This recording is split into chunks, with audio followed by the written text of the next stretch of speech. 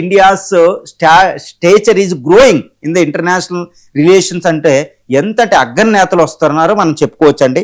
మొట్టమొదటిగా Putin December 5-6 తారీఖుల్లో Russia అగ్రనేత వ్లాడిమిర్ పుతిన్ ఇండియా వస్తున్నారు, నెంబర్ 1. నెంబర్ 2, డొనాల్డ్ ట్రంప్ జాన్యువరిలో ఇండియా వస్తారని ఆయనే ప్రకటించడం జరిగింది. అది కన్ఫర్మ్ కూడా అవుతుంది.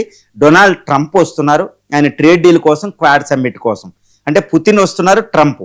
ఈయన ద్వారా ఇదే సమయంలో ఇప్పుడు ట్రంప్ ఇక్కడికి వచ్చినప్పుడే ఆస్ట్రేలియన్ ప్రధాని యాంథోనీస్ ఆల్బనీస్ ఇండియా వస్తున్నారు.